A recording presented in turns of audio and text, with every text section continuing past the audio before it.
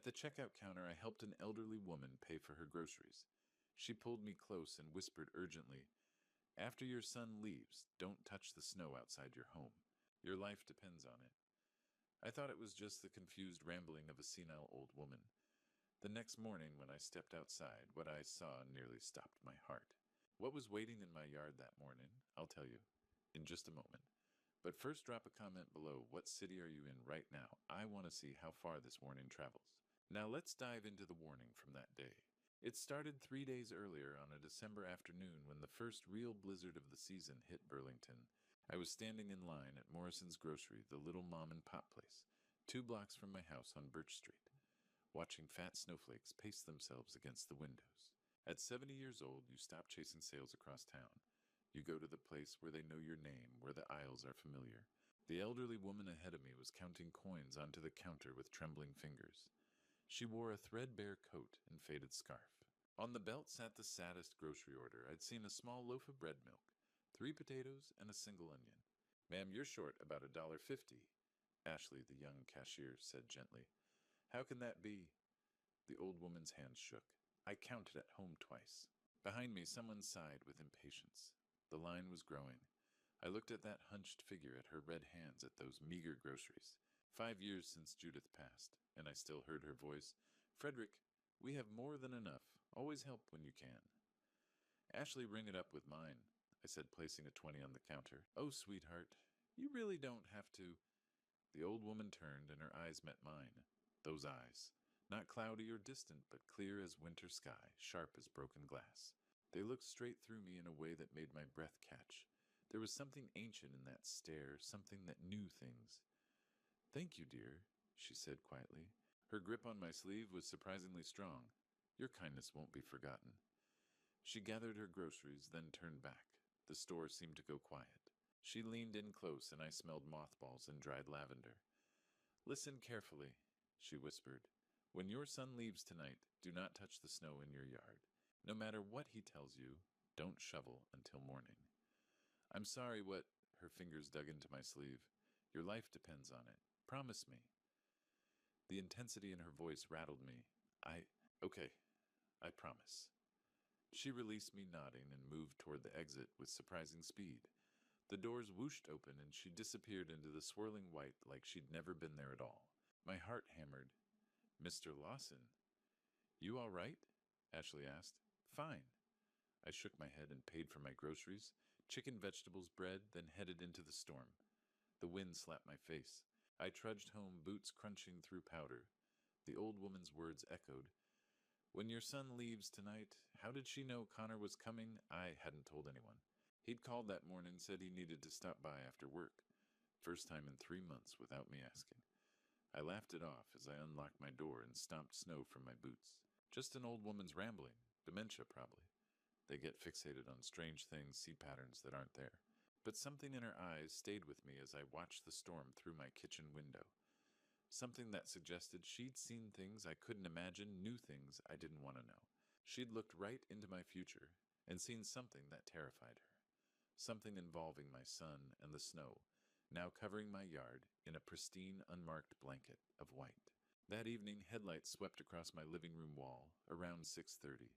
Connor's black sedan pulled into the driveway, wheels crunching through mounting snow.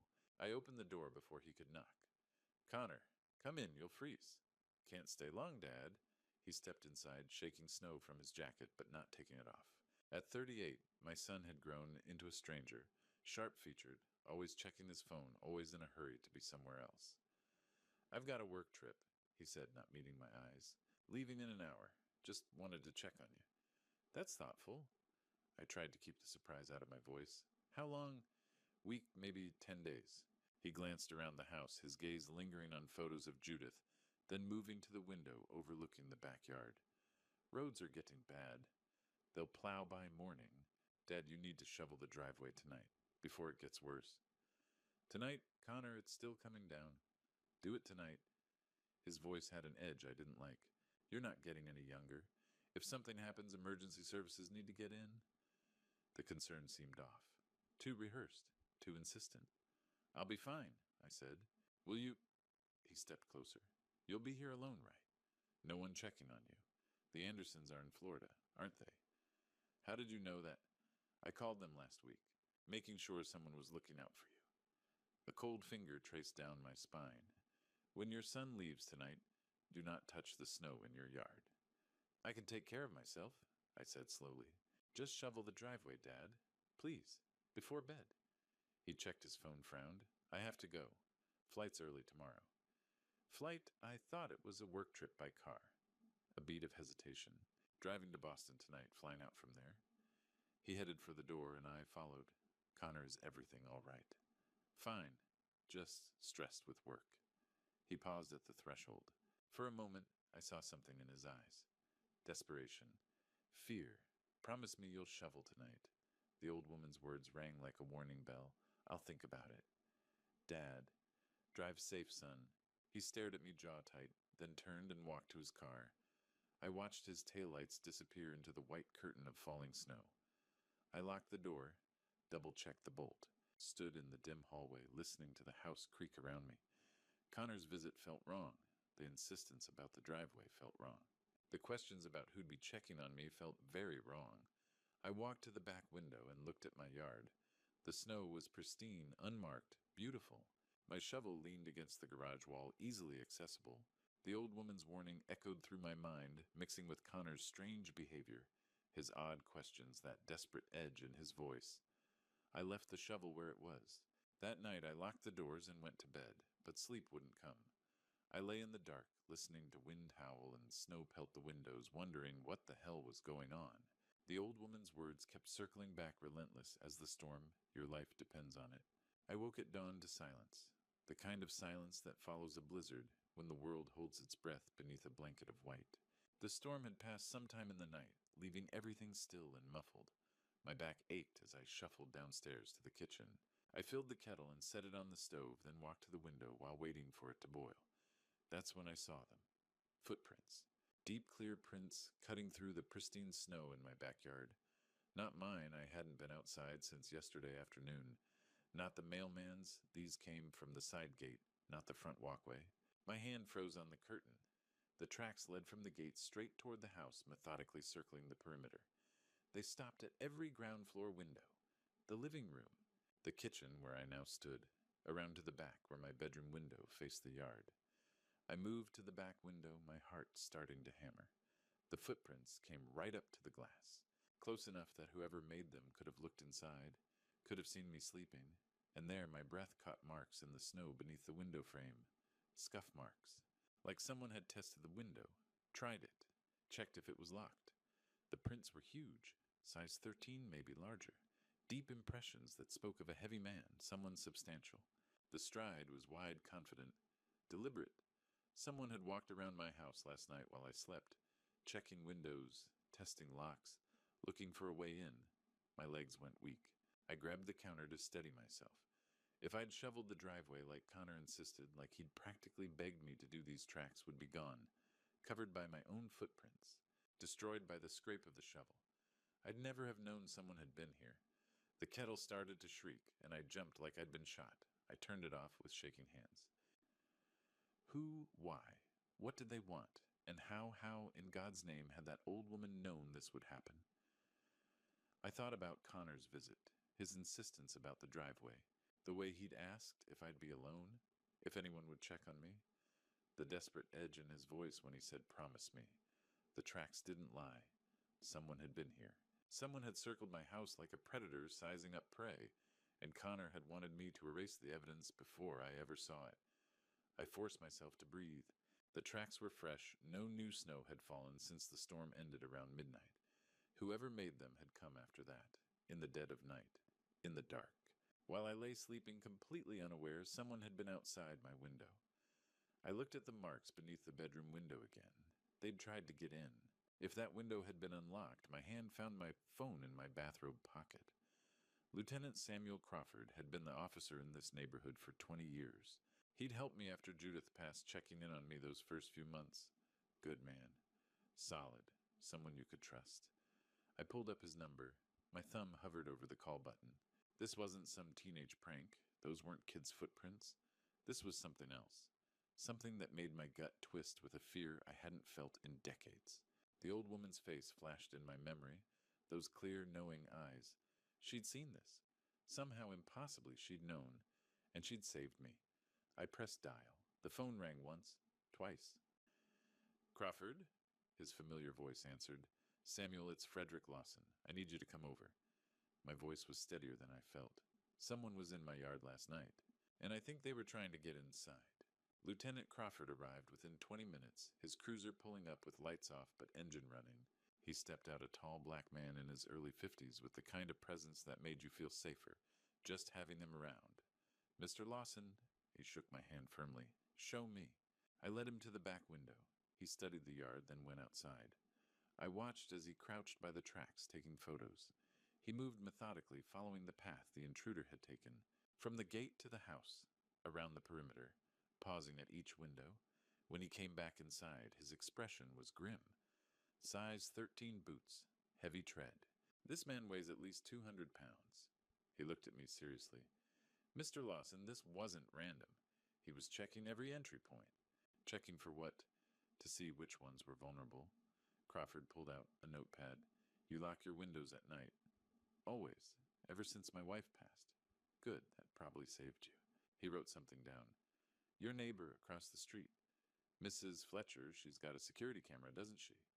Rosemary. Yes. Let's go talk to her. Mrs. Rosemary Fletcher opened her door in a quilted bathrobe, eyes widening. Frederick, what on earth? Sorry to bother you so early, I said. We need to check your camera from last night. Of course. Come in. Crawford took the remote, rewinding through footage. Try around midnight, I said. He fast-forwarded through hours of empty street and falling snow. Then, there, Crawford froze the image. 11:44 p.m. A dark sedan rolled slowly down Birch Street, no headlights. It stopped in front of my house. A man got out, tall, broad-shouldered, wearing a dark jacket and knit cap. He looked both ways, then walked to my gate. He knows where he's going, Crawford muttered. The man disappeared into my yard. The minutes ticked by. 8, 10, 12. Then he reappeared, walking back with the same unhurried confidence. He got in and drove away. Back it up, Crawford said, to when he's getting in. Rosemary rewound. Crawford leaned close. Can you zoom in? The image pixelated, but you could make out part of the license plate. VT dash something. 27 something. Vermont plates, Crawford noted. And they're on the door. See that? I squinted. There was a logo or lettering on the car's side. Too blurry to read. Commercial vehicle, maybe? Crawford snapped photos with his phone. Mrs. Fletcher, email me this footage. Is Frederick in danger? Rosemary's voice shook. We're going to make sure he isn't. Back at my house, Crawford looked at his notes. Has anyone been to your house recently? Anyone unusual? Connor's face flashed in my mind. His desperate insistence about the driveway. His questions about who'd be checking on me. My son stopped by yesterday evening, I said slowly. First time in months. Crawford's pen paused. And he wanted me to shovel the driveway. Kept insisting on it. Got angry when I said I'd wait. The silence was heavy. Do you think he was going to rob you? I looked at those footprints. At the marks under my window where someone had tested the lock. I don't know what to think anymore. Crawford's radio crackled. He stepped away, spoke in low tones, then came back. I'm running the partial plate and that logo through the system. He met my eyes. In the meantime, I'm having a patrol car swing by every hour tonight. Keep your doors locked. All of them. Don't open for anyone you don't know. You think he'll come back? Crawford looked at the footage frozen on the screen. The dark figure. The deliberate movements. Men like this don't give up after one look, he said quietly. We need to find out who he is. Fast, before he comes back. By noon, Crawford called with news that made my blood run cold. Marcus Boyle, he said without preamble. That's who we're dealing with. Ran his prints through the system. He's got a record that goes back 20 years. I sat down heavily at my kitchen table. What kind of record? Assault, battery, organized violence. Did 2 stretches in state prison, one in New York, one here in Vermont. Got out 18 months ago. Crawford's voice was grim. Mr. Lawson, this man isn't a thief. He's someone you hire when you want a problem handled. The room seemed to tilt. Handled, you mean? I mean he doesn't work alone. Someone sent him to your house. Someone paid him. My hand tightened on the phone. For what? That's what we're working on. But Frederick? He rarely used my first name. That alone told me how serious this was. Men like Boyle don't case houses for burglary. They're paid to do things most people wouldn't. Things like what? A pause. Things I don't want to say out loud until we have him in custody. My mouth went dry. Samuel? We found the motel where he's staying. Pine Grove off Route 7. Checked in 3 days ago under a fake name, but the desk clerk ID'd him from the photo. Paid cash. Driving a rental car, that sedan, from the footage. 3 days ago, right before Connor's visit. Right before that old woman warned me about the snow. What does this man want with me? I don't know yet, but we're not waiting to find out. I heard papers rustling. We've got units positioned near the motel. We're tracking his movements. The rental company confirmed he's still got the vehicle. And Frederick, we pulled his phone records. He made a call last night at 11:30 p.m., right before he showed up at your house. To Husata, still tracing that, but someone told him to come. Someone gave him your address. I thought about those footprints again, the way he'd methodically checked every window, the marks under my bedroom window where he'd tested the lock. He was coming back, I said quietly. Wasn't he? Last night was just reconnaissance. That's our assessment, yes. Crawford's voice hardened. That's why I need you to listen very carefully. Stay inside. Keep every door and window locked. I'm posting Officer Brennan outside your house for the rest of the day and tonight. If Boyle comes anywhere near Birch Street, we'll have him. You think he'll come back tonight? I think he was paid to do a job and he didn't finish it. So yes. A pause. Frederick, is there anyone who might want to hurt you? Any disputes? Money problems? Anything? Connor's face swam in my mind again, the desperation in his voice. Promise me you'll shovel tonight. The questions about whether I'd be alone. I can't think of anyone, I said, but the words felt like lies in my mouth. Well, think hard. Because someone hired Marcus Boyle. Someone who knows where you live. Someone who wanted him here last night. After I hung up, I sat at that table for a long time staring at nothing. Marcus Boyle. A man hired to make problems disappear. And someone had pointed him at me. The old woman's warning echoed through my mind, mixing with Connor's strange behavior with those footprints in the snow. The pieces were there scattered like a puzzle I didn't want to solve. My phone sat on the table. I could call Connor, ask him directly. But ask him what the questions forming in my mind were too terrible to speak aloud. The thought was insane. He was my son, my boy. But I'd seen those tracks. I'd watched that footage. I'd heard Crawford's voice when he said someone you hire when you want a problem handled. A cold dread settled in my chest, heavy as stone. This wasn't random. This wasn't some mistake or a coincidence. Someone wanted something from me, something permanent. And somewhere in the back of my mind, in a place I didn't want to look, I was starting to understand who. They caught him at 4 p.m. just 2 hours before he planned to return to my house. Crawford called with the news. We've got him, Frederick. Boyle. Picked him up at the Pine Grove Motel without incident. I gripped the phone. And he had a duffel bag packed, gloves locked, picks a knife. This wasn't a social call he was planning.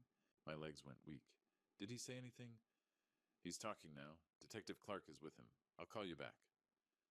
The wait was excruciating. I paced my kitchen, watching Officer Brennan sit in his cruiser outside. The sun was setting, painting the snow orange and gold. Crawford called back an hour later. Frederick, I need you to come down to the station. Detective Clark wants to talk to you. What did Boyle tell you? Better if you hear it in person. The police station was a squat brick building on Main Street. Detective Amanda Clark met me in the lobby, a sharp-eyed woman in her mid-30s with dark hair pulled back tight. Mr. Lawson, thank you for coming. She led me to a small conference room. I need to tell you what Marcus Boyle told us. I sat. My hands were shaking. Boyle has agreed to cooperate. He's being very forthcoming. Clark opened a folder. He says he was hired approximately 1 week ago to handle a situation. Those were his exact words. Handle, I repeated numbly. He was paid $5,000 cash up front. His instructions were specific. Make it look like an accident or a burglary gone wrong. The target needed to be alone. The house needed to appear undisturbed from the outside. The room tilted. The driveway, I whispered. The snow. Exactly. If you'd shoveled, his footprints would have blended in. Would have looked like you'd been outside working, maybe had an accident. Clark's eyes were steady. He came that first night to scout, check your routine, see which window would be easiest. He was planning to come back last night, but I didn't shovel. Yes, his tracks showed up clear and we started looking. Clark pulled out papers. Mr. Lawson, we've been going through Boyle's phone. Text messages, bank transfers. He didn't just get paid in cash. There was an electronic transfer 2 days ago, $5,000. My mouth was dry. From who? Clark looked at me for a long moment. We've also retrieved text messages. Make sure he's alone. Get it done this week. The old man won't suspect anything. The old man, me. Who sent those? My voice cracked. Clark's expression shifted. Something like pity crossed her face. Mr. Lawson, I think you should sit down for this. I'm already sitting. The person who hired Boyle. She paused. You know him. Very well. My heart stopped beating. The room seemed to shrink around me. Who? She started to answer, then stopped. Looked at the papers. Back at me. Come to the station tomorrow morning. 9 a.m. We'll show you everything, the bank records, the text messages, all of it. Her voice was gentle. But Mr. Lawson, I want you to go home tonight. Get some rest. Process this. Because tomorrow is going to be very difficult. Tell me now. My voice was barely a whisper. Please, just tell me who. Clark's eyes filled with that terrible pity again. Tomorrow, I promise. But for tonight, go home. Officer Brennan will stay posted outside your house. You're safe. Safe. The word felt meaningless. I walked out of that station in a daze, drove home on autopilot, sat in my dark kitchen staring at nothing. Somewhere in my mind, I already knew. Had known since Crawford asked if anyone had been to my house recently. Had known since I remembered Connor's desperate insistence about the driveway, but knowing and believing are different things. My son? My boy? The phone sat on the table in front of me. I could call him, demand the truth, but I was afraid of what I'd hear in his voice. I didn't sleep that night, tossed and turned running through everyone I knew. Who could want me gone? But deep down, I already knew the answer. I just couldn't make myself believe it. The next morning, I sat in a small conference room at the police station. Detective Clark placed a document in front of me, a bank transfer statement. $5,000. Sender Connor Lawson. My son. The room tilted. I stared at those words until they blurred. Mr. Lawson. Clark's voice came from far away. I know this is hard. There must be a mistake. My voice sounded hollow. He wouldn't. There's more. She laid out papers like cards in a terrible hand. Text messages between Connor's phone and Boyle's burner. Make sure the old man's alone. Get it done this week. And this one the morning before Boyle showed up tonight, he'll be home alone. I couldn't breathe. Each message was a knife twisting deeper. Phone records show 3 calls between them. The last one at 7:15 p.m. right after Connor left your house. Right after he'd insisted I shovel the driveway. Right after he'd asked if I'd be alone. Why? The word came out broken. Clark pulled out another document. Your son owes $180,000. Gambling debts. Online poker sports betting. He's been in deep for about 2 years. $180,000. How had I not known? He's been getting threats. Messages from loan sharks. Pay up or else. We know where you live. Clark's voice was gentle but relentless. Your house is worth $600,000. As your only child, Connor stands to inherit everything. It would have solved all his problems. The numbers swam in front of me. My house, my life, reduced to a transaction. When Judith died, Connor was 8 years old, just a boy. I heard myself speaking. He was so scared of being alone, of losing me too. I could see him so clearly, that little boy with tears streaming down his face arms, wrapped tight around my waist. I'll always take care of you, Dad, always. But somewhere between that frightened child and the man who'd stood in my kitchen, something had broken. I gave him everything, I whispered. After Judith passed, he was all I had left. I worked 2 jobs to put him through college, helped with his apartment, his car, every time he needed money. My voice cracked. I would have given him the house if he'd asked. All he had to do was ask. Clark said nothing. What could she say? He didn't just want the house. I said slowly, He wanted me gone. Not in a nursing home. Not living somewhere else. Gone. I'm sorry. Where is he? We have units heading to his apartment now. We'll have him in custody within the hour. She paused. Do you want to be here when we bring him in? You don't have to. I thought about that, about never seeing Connor's face again, about letting him become just another stranger. But I needed to understand, needed to see his eyes when he knew I'd survived. I want to see him. My voice was steadier than I felt. When you bring him in, I need to see his face. Clark nodded slowly. We'll call you. I stood to leave my legs unsteady. At the door, I turned back. That old woman at the grocery store, she knew. Somehow she knew what he was planning. Sometimes people see things the rest of us miss, Clark said. Or sometimes I thought they see exactly what's there. And I'd been too blind to notice my own son was capable of this. The boy who'd promised to always take care of me had hired someone to make sure I'd never need taken care of again. They arrested Connor that evening at Burlington International Airport. He was trying to board a flight to Mexico. Crawford called me at 6 p.m. We have him, Frederick.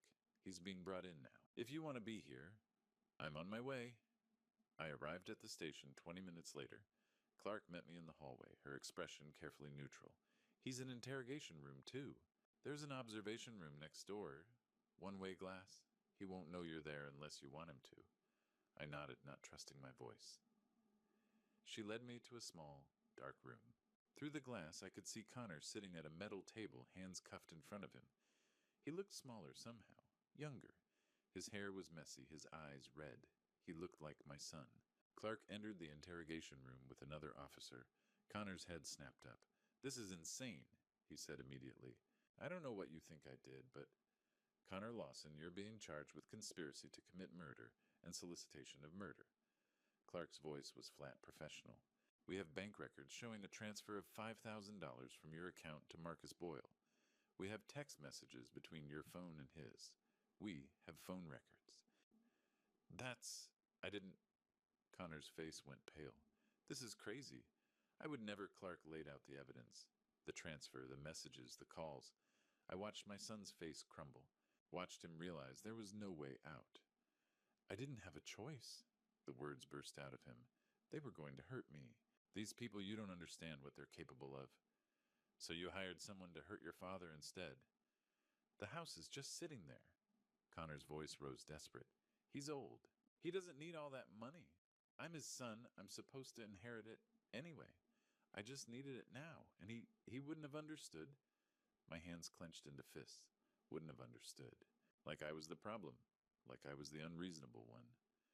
So you paid Marcus Boyle to make it look like an accident, Clark said quietly. Connor's head dropped. I told him I said it had to look natural. A fall. A break-in. Something. I didn't want. His voice cracked. I didn't want him to suffer. How generous. Connor. Clark leaned forward. Your father's here. He's watching. Connor's head jerked up. His eyes swept the room, landing on the mirror. On me. Dad. His voice was small. Broken. Dad, please. I'm sorry. I was desperate. I didn't know what else to do. These people were going to. I couldn't listen anymore. Couldn't watch him make excuses. Couldn't hear him reduce my life to a problem that needed solving. I turned toward the door. Mr. Lawson. Crawford was there. Do you want to speak with him? I looked back through the glass one last time. At the son I'd raised. The boy I'd loved. The man who'd hired someone to end me. No, I said quietly. I don't have a son. I walked out of that police station into the cold December evening. The snow had finally stopped. The sky was clear, stars beginning to appear. The air was crisp and clean sharp in my lungs. For the first time in days, I could breathe. Behind me, I heard Connor shouting my name, begging, pleading. I didn't look back. Spring came early that year, melting away the last traces of winter. By March, the snow was gone, replaced by green shoots pushing through thawed earth. The trial was quick. Connor pleaded guilty, 25 years with possibility of parole after 15. Marcus Boyle got 30, no parole. I didn't attend the sentencing. Clark called with the verdict. I thanked her and hung up. I sold the house in April. Couldn't stay there anymore. Bought a small condo near downtown Burlington, overlooking Lake Champlain. One bedroom, perfect for starting over. The Andersons from my old street checked on me weekly. Rosemary Fletcher called every Sunday. But it was a flyer at Morrison's Grocery that changed things, a community group at the senior center. I showed up on a Tuesday. Met Warren Harvey, Ernest, and Lloyd. We started playing chess on Thursdays. Went to a Bruins game. Just existed together. No questions. No pity. Just friendship. I took a painting class taught by Carol. Discovered I was terrible at landscapes, but decent with portraits. Barbara at the library offered me volunteer work 3 mornings a week. Peaceful, methodical. One morning in May, I found myself back at Morrison's. Ashley was still behind the register. "Mr. Lawson, haven't seen you in a while." "I moved downtown." I paused. "Ashley, that elderly woman last December. The one I paid for. Have you seen her since?" Her smile faded. "That's the strangest thing. I've worked here 6 years. Never saw her before that day. Never saw her after?" "Never, never." It was like she appeared just for that moment, then gone. I stood there thinking about those clear eyes. "Your life depends on it." "Thank you, Ashley." That evening I sat on my balcony, watching the sun set over the lake. A pair of geese flew overhead, honking their way north. I thought about that old woman. She'd seen something that day, some terrible future, and changed it. Saved my life with 6 words about snow. I'd never know who she was. Maybe a confused woman making a lucky guess. Maybe something else. It didn't matter. What mattered was I was here, breathing, watching the sunset, making friends, building a life that was mine. Family wasn't just who you were born to. It was who chose to stay, who showed up with casseroles, who played chess on Thursdays, who taught you to paint. The Andersons, Rosemary, Warren Harvey, Ernest Lloyd, Carol, Barbara. These were my family now. I raised my coffee cup to the empty air. "Whoever you were," I whispered, "thank you. You saved more than my life. You gave me a chance to live it." The breeze carried my words away over the water, and somewhere I like to think an old woman with knowing eyes smiled. It's never too late to begin again, to find your people, to choose kindness over blood. Life offers second chances in strange ways, sometimes through a warning about snow. I was 70 years old, and I was just beginning to understand what it meant to truly live. Looking back, I see the signs I missed, the distance, the desperation. Don't be like me, don't let love blind you to danger, even from family. God sent help when I needed it most. That mysterious woman at Morrison's, I believe she was his messenger. God sees what we cannot, knows what we refuse to believe. Sometimes God works through strangers to save us from our own blood. The lesson: trust is earned, not owed. Family isn't DNA, it's presence, loyalty, and love in action. I spent 70 years believing blood meant everything, only to discover my real family was waiting in a chess game, a painting class, a volunteer shift. These grandpa stories aren't just entertainment, they're warnings, lessons, reminders that evil can wear a familiar face, that salvation comes unexpectedly, and it's never too late to start over. This is one of many grandpa stories. I'll share stories of survival, redemption, and second chances. If an old man like me can rebuild at 70, anyone can. If this story touched your heart, hit that subscribe button. Leave a comment telling me where you're watching from. I love knowing how far these grandpa stories travel. Share it with someone who needs this message about trust, family, and new beginnings. Your support means everything. Until next time.